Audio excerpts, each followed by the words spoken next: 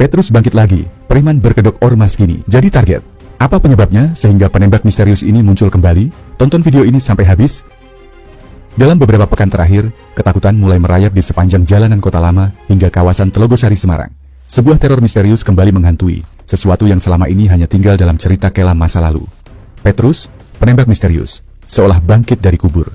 Semua bermula dari serangkaian insiden ganjil. Pada malam 15 April, seorang pria bertato besar di lengannya ditemukan tewas bersimbah darah di sebuah gang sempit kawasan Peterongan. Tidak ada saksi, tidak ada suara tembakan terdengar, hanya mayat dengan satu luka tembak bersih di dada. Kepolisian yang datang di lokasi tampak gelisah. Kami masih menyelidiki, ujar salah satu polisi yang ada di tempat kejadian perkara. Namun hingga kini, belum ada penjelasan resmi siapa pelaku atau motif di balik pembunuhan itu. Namun kejadian itu bukan satu-satunya. Hanya berselang 2 malam kemudian, 2 anggota sebuah organisasi masyarakat, ormas kontroversial, yang kerap disebut warga sebagai preman berseragam, ditemukan tak bernyawa di depan sebuah warung kopi di daerah Genuk. Lagi-lagi, luka tembak bersih di tubuh mereka, tanpa jejak peluru berserakan. Tidak ada suara, tidak ada saksi. Yang tertinggal hanyalah teror. Warga mulai bergumam. Bisik-bisik tentang Petrus kembali terdengar di setiap sudut jalan, pasar, hingga grup WhatsApp komunitas warga. Ini kayak zaman dulu, yang nakal dibersihkan satu-satu, ujar Pak Budi, seorang pedagang di Pasar Johar, dengan suara berbisik ketakutan. Ketegangan pun semakin terasa. Preman-preman yang biasanya dengan gagah berkeliling memungut uang keamanan dari para pedagang, kini menghilang bagai ditelan bumi. Warung-warung yang biasa mereka datangi tampak lebih sepi, seolah ketakutan menular seperti epidemi. Dari investigasi kami, tercatat sudah 2 korban dalam 2 minggu terakhir. Semuanya adalah individu yang terhubung langsung dengan kelompok-kelompok ormas yang dikenal sering melakukan pemerasan, penganiayaan, dan intimidasi terhadap warga. Pola kematian mereka identik, tembakan presisi ke bagian vital tubuh, tanpa pertanda perlawanan.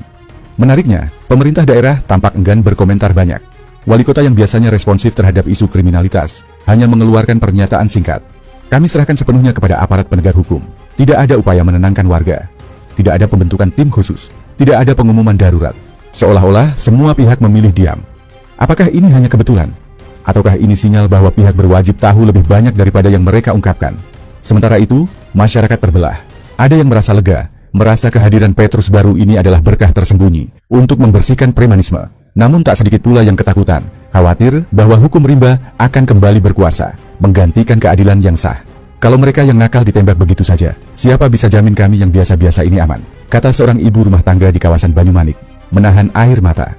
3 pekan sejak kemunculan aksi misterius yang menewaskan sejumlah preman berkedok ormas, atmosfer kota Semarang semakin mencekam. Ketakutan yang semula berbisik-bisik kini tumbuh menjadi ketegangan nyata. Warga berjalan lebih cepat saat malam tiba. Pedagang menggulung lapaknya lebih awal. Jalanan sepi sebelum jam 10 malam. Pemandangan yang belum pernah terjadi sebelumnya di kota ini. Di balik semua itu, pertanyaan besar menggantung. Siapa dalang di balik aksi ini? Kami hidup dalam ketakutan, tapi anehnya juga merasa sedikit lega, kata Pak Arifin, seorang pengelola warung kopi di kawasan Genuk. Ia mengaku sering dipalak oleh oknum ormas yang kini beberapa anggotanya telah menjadi korban tembakan misterius. Namun rasa lega, itu dibarengi rasa takut baru. Minggu lalu, seorang pemuda yang dikenal kerap terlibat dengan kelompok ormas lokal, ditemukan tewas di dekat terminal. Luka tembak di kepalanya begitu presisi. Lagi-lagi tanpa saksi, tanpa suara. Mayatnya baru ditemukan keesokan paginya oleh petugas kebersihan. Lebih mengerikan, tak ada rekaman CCTV yang berhasil merekam kejadian tersebut. Entah karena mati mendadak, atau memang ada pihak tertentu yang menghapus jejak. Kepanikan pun mulai menjangkiti kalangan ormas. Menurut sumber internal yang enggan disebutkan namanya, banyak anggota ormas besar di Semarang yang memilih menyembunyikan diri. Mereka menanggalkan atribut, membakar seragam, bahkan ada yang kabur ke luar kota. Mereka ketakutan, ini bukan musuh biasa, ini seperti hukuman dari bayangan, ujar sumber tersebut. Di sisi lain, sikap pemerintah tetap dingin dan membisu.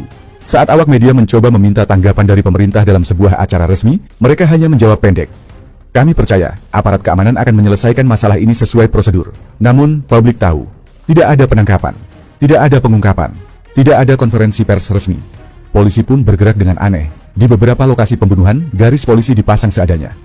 Olah TKP tampak dilakukan asal-asalan. Beberapa saksi yang diwawancarai mengaku tidak pernah diminta keterangan apapun oleh petugas.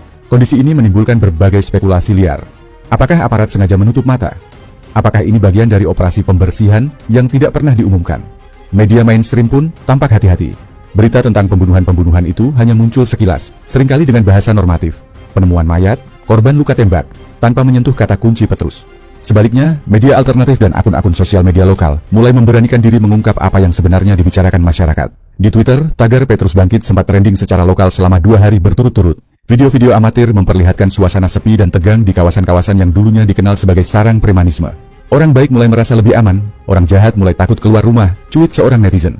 Namun, suara-suara ketakutan tetap lebih nyaring. Banyak warga biasa yang takut salah sasaran.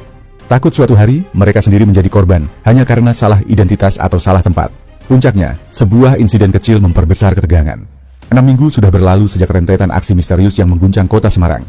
Korban terus bertambah. Ketegangan menjalar hingga ke lapisan masyarakat yang paling dalam. Namun satu hal tetap sama. Tidak ada satupun pelaku yang tertangkap.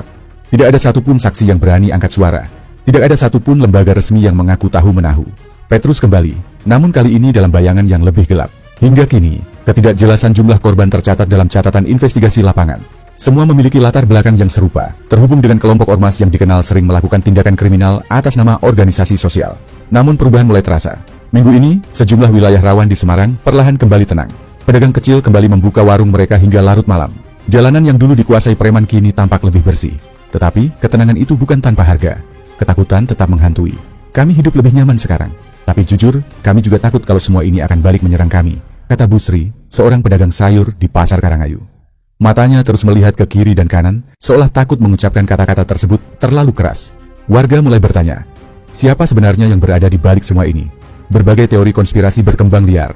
Ada yang percaya bahwa operasi ini dijalankan oleh bekas aparat yang kecewa dengan sistem hukum yang dianggap tak mampu mengendalikan kejahatan. Ada yang menduga ini adalah perang antar kelompok kriminal itu sendiri, di mana satu faksi membersihkan pesaingnya. Bahkan ada yang berani berbisik, ini adalah operasi senyap, tak resmi dari pihak-pihak tertentu yang mendapat lampu hijau diam-diam. Namun semua itu tetap tanpa bukti.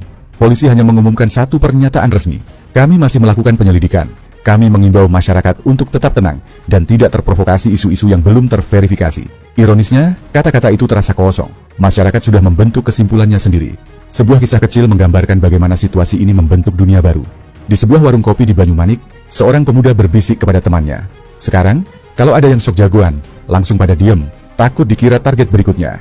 Suasana diam dalam ketakutan menjadi norma sosial baru.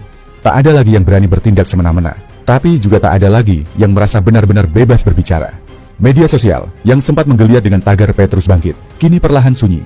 Akun-akun yang dulu aktif membahas aksi-aksi tersebut mulai menghilang, entah karena tekanan atau karena ketakutan yang lebih besar. Sementara itu, kehidupan di Semarang berlanjut, di atas fondasi ketakutan, ketidakpastian, dan tanya tak terjawab. Petrus telah pergi, atau setidaknya bersembunyi kembali di bayang-bayang. Tetapi kehadirannya meninggalkan satu luka batin dalam masyarakat. Bahwa di negeri ini, keadilan bisa datang dalam bentuk peluru bisu di malam hari, dan hukum tak selalu dipegang oleh tangan yang seharusnya. Dan ketika ketidakadilan bertemu keputusasaan, selalu ada yang bersedia menjadi malaikat maut.